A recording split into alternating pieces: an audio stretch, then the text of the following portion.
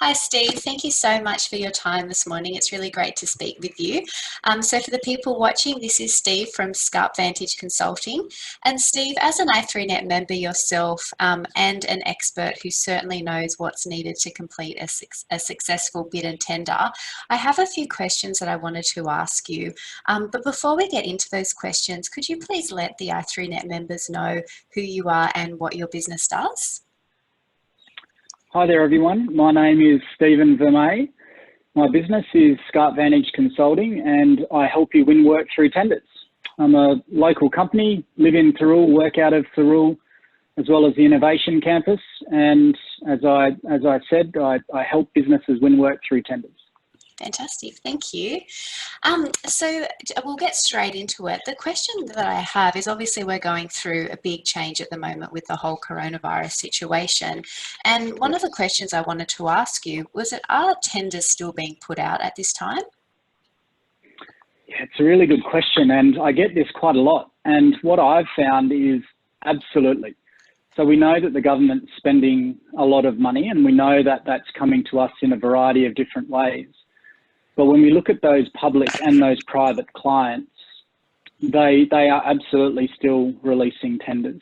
So by way of example, the Wollongong City Council has 4 current tenders out in the market, from some bridge inspections to the construction of a viewing platform at Port Kembla, management of a leaching treatment system at White's Gully, which is a 3-year contract +1+1+1. And then also an embankment scour protection here at Woonona. So there's 4 opportunities across the Wollongong Council. Shellharbour Council has 1 tender for the DNC of a golf course, which is pretty cool.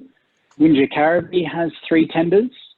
And then when we step up into the state has 107 different opportunities, which is amazing. So they range from carpet replacement at the Opera House, all the way through to the bushfire affected communities portal, which is a portal where businesses can register their business name to help out with the bushfire affected communities. And of those 107 opportunities, there are 27 pre-qualification schemes. So those schemes are not hard dollar tenders. So they're schemes that any business can join, providing you tick the box, so to speak, and then you can receive work. So for example, there's contractor pre-qualification schemes as well as ICT services. And then last but not least is federal government. So federal government currently have 100 open opportunities, one of which is aircraft pavement maintenance works, which is a multi-year contract. And for example, that's down at Nowra. So that's happening as we speak. So absolutely there are tenders right now. Fantastic. That's a huge list. Thank you. And I mean, you've just rattled off a huge number of tenders there. How do people find out about them? So the thing that I like to teach, and every time I meet people, be it at an i3Net event or otherwise, that you don't need to pay for tenders. So for public tenders, they are free, and all you need to do is Google tenders Shellharbour or tenders New South Wales or Oz Tender. So whatever city council you would like to search for work, or state government or federal government, if you just search for the word Wollongong Council tender, you'll find the tender portal, and then you just need to register the portal, and we'll talk about that a little bit later. But for private tenders, unfortunately, it's a little more tricky. So it's a combination of relationships, research, and industry knowledge. So yeah, it's not as easy as the public tenders, so you do need to do a little bit more work to find those private tenders. Okay, interesting.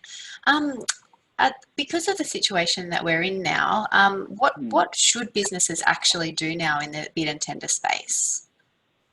Yeah, so right now, register. So you need to be on those portals to understand when the tenders are coming out. So you need to do that immediately, and you can do that for free for those public tenders. Ensure you set up the right categories. So as you register your business and you follow the bouncing ball in terms of company name, ABN, when you set up your profile, you have to ensure that you tick the relevant categories and the notifications. So for example, if you would like to see construction tenders, you would need to fill out or tick that box so you see those construction tenders. A little trick that I like to tell companies is that if you're a catering business, you tick the necessary catering tender, but you should also tick things like construction, because sometimes there's a construction job in your area. If you own a cafe or if you've got a mobile coffee cart, that you should be aware of those construction-based tenders, because you might be able to put a coffee cart near that construction site. Right. The next thing that we want to do is, after you've registered, instead of waiting for the tenders, we want you to be more proactive. So you can look at what's known as procurement plans and pre-release notices for upcoming opportunities. And once you know what tenders are coming up, then you can prepare for them. So what we need to do in terms of preparing is to make sure your documentation is right and correct and up to date. And what we want to avoid, and I think a lot of people will start smiling now, is we need to avoid copying and pasting from the previous tender. So that is not the way that we win work, and it's not the way you're going to stand out from the crowd. Once you overcome not copying and pasting, we get our information correct. The second thing that we need to do right now is to ensure all of our information is current, correct, and then compliant.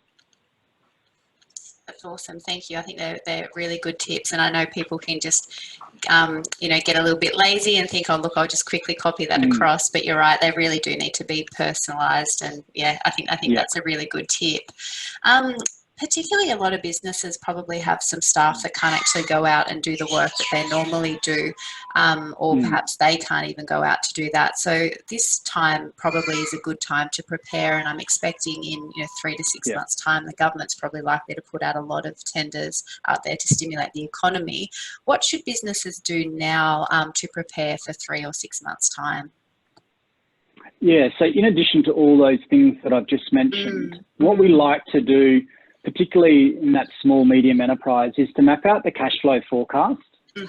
And what I like to do, I know that's got nothing to do with tendering, but if we know where our money is coming from, be it from lump sum contracts or from maintenance contracts, then we can start planning around new opportunities. So once we know what cash flow forecast we're looking at in the next 3 to 6 months, then we can balance out those cash peaks with longer maintenance contracts or pre-qualification schemes. So we need to continue to do core business. So what we don't want to do in this time is to diversify your business so much that you're not doing the work that actually makes you money. Yes, it is important to diversify a little bit, but we need to concentrate on doing and performing core business. So next, after we are doing core business correctly, we then need to have a look at associated activities that you might be able to do that is non-core activities to diversify that cash flow. And then we need to win work through tenders. So once we have a look at those pre-qualification schemes, the procurement plan, we need to win the work. And then we also need to go above and beyond of winning that work and to create the edge and the point of difference. That's the key on how we're going to win work through tenders. Fantastic. There's some excellent tips. Thank you. A lot of businesses that are, I suppose, looking at this and knowing that if they apply for a tender, if they take the time to apply for a tender, they want the tender to be successful, because obviously it takes a lot of time. If people need more support in doing that work, how can they reach out to you? What can they do? So first and foremost, I always say to businesses, you should look within your business on how you're best going to prepare for what's coming in immediately in the next 3 to 6 months. So review your own material, and you can do that with your administrative staff, with your operational staff, with your project management staff. You can do that now, and we can get that information up and running, and we can get that information correct. We want to ensure, and I'm going to say it again, we want to tell your people to not copy and paste that information from a previous tender as a start point. So whilst we're doing those things internally, if you do have that capacity issue of being able to do that work, either in improving existing templates, improving existing information, that's when you can look external to a business like Scarp Vantage Consulting and contact me. You can do that through the i3net website, So if you Google i3net and Scarp, you'll see me and my profile there. Or you can go to my website, just Google Scarp Tenders, and you'll see that pop up. And then I can absolutely walk you through, even if it's just a phone call to say, we're thinking about doing this, what should we do? More than happy to provide that advice. If there's a body of work that I can help you with in getting your documentation ready, those templates ready, or indeed if there's a tender on the table now, we can certainly have a look at that. Fantastic. Thank you so much, Steve. There were some really practical tips that you gave, so I got a lot out of it. So thank you for sharing that with the members. Really appreciate it. Awesome. And what I'll do is I'll also pop a screen up at the end of this with your contact details on it as well. So that's awesome. So that was the end of my questions that I had for you. Was there anything further that you wanted to add at all? No, other than I know it's a really difficult time for a lot of small, medium, large businesses and families. But at the end of the day, government's spending money. The tenders are out there. You just need to do the small things, be aware of the tenders, be ready for the tenders. And when they're out, don't copy and paste. Think of your point of difference, win the tenders, and then you'll be fine. Awesome. Thank you. Fantastic. Thank you so much, Steve. Really appreciate it. Thanks. My pleasure. Thanks, Bianca. Bye-bye.